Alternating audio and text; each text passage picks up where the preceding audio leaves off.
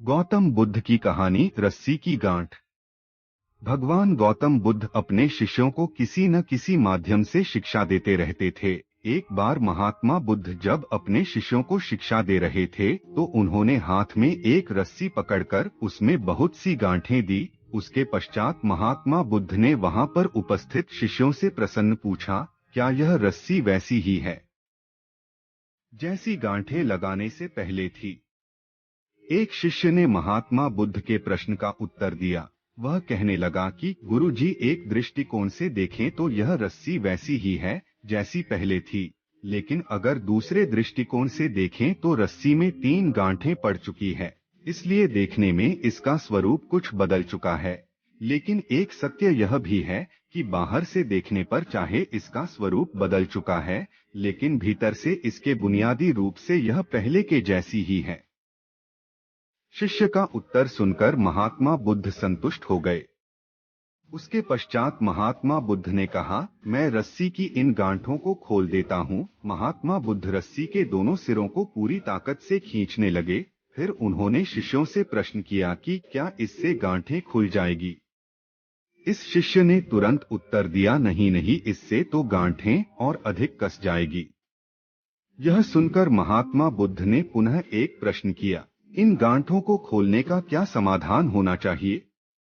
शिष्य तुरंत बोला, गुरुजी, हमें इन गांठों को ध्यान से देखना चाहिए कि इसकी गांठें कैसे लगाई गई है। उसके पश्चात इनको खोलने का प्रयत्न करना चाहिए।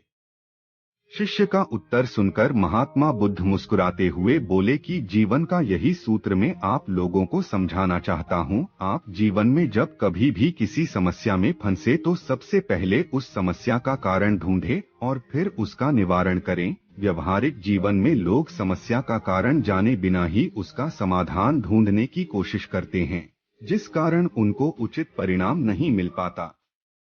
महात्मा बुद्ध शिष्य को कहने लगे कि बहुत से लोग मुझसे पूछते हैं कि आपने क्रोध को कैसे समाप्त करें, लेकिन कभी किसी ने यह नहीं पूछा कि मुझे क्रोध क्यों आता है।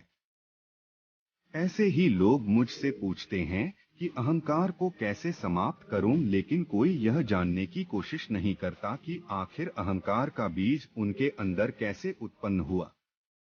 जैसे रस्सी में गांठें लगाने के बाद भी उसका वास्तविक स्वरूप नहीं बदलता, वैसे ही व्यक्ति में चाहे जैसे भी अवगुण पैदा हो जाएं, उसके अंदर की अच्छाई कभी समाप्त नहीं होती। जैसे हम धैर्य से रस्सी की गांठों को ध्यान से देखकर खोल सकते हैं, वैसे ही जीवन में आने वाले विकारों और समस्याओं का हल हम ढूंढ सकते हैं। अगर जीवन में किसी भी तरह की कोई समस्या उत्पन्न हुए हैं तो उसके कारण को ध्यान से समझने पर उसका निवारण भी स्वतः मिलने लगते हैं। दोस्तों, अगर आपको ये कहानी पसंद आई हो तो अपने दोस्तों को जरूर शेयर करें। धन्यवाद।